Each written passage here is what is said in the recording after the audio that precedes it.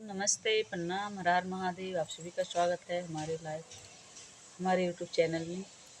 आइए, बहुत ही प्यारा नाची गीत लाए हैं, आप लोग सुनिए।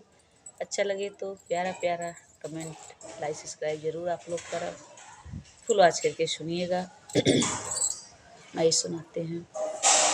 ए नन्दी बिजली कहाँ गिरैबू, हे नन्दी बिजली कहाँ गिरैबू, कई के सिंगार बोला के का देखैबू, कई के सिंगार बोला के का देखैबू, के का देखैबू हो, के का देखैबू, हे ननदी बोला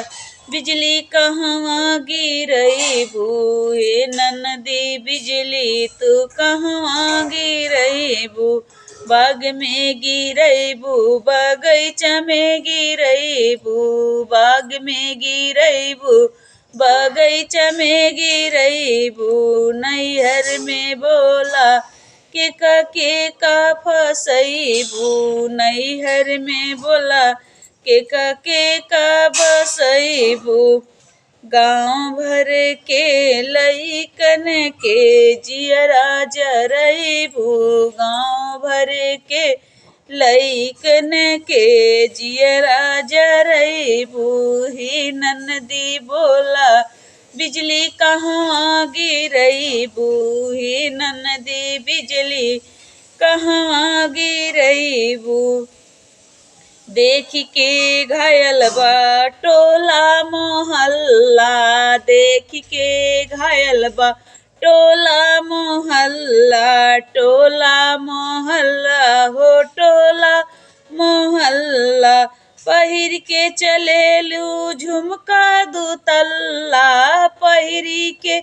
चलेलू झुमका दुतल्ला, अंगूरी पे अपने के का नचैबू, अंगुली पे अपना के का नचैबू, हे ननदी बोला बिजली कहवा गिरैबू, हे ननदी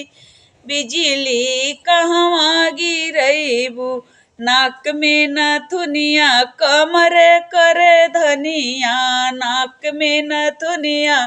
कमरे करे धनिया, कमरे करे धनिया, कमरे करे धनिया, देख के तोहका कहे सब मुनिया भैया, देख के सब तोहका कहे मुनिया भैया, भैया के अपने का दिल में बसैबू, भैया के का अपने दिल में बसैबू, हे ननदी बोला तू बिजली कहवा गिरैबू, हे ननदी कहवा बिजली गिरैबू, हे ननदी कहवा बिजली गिरैबू।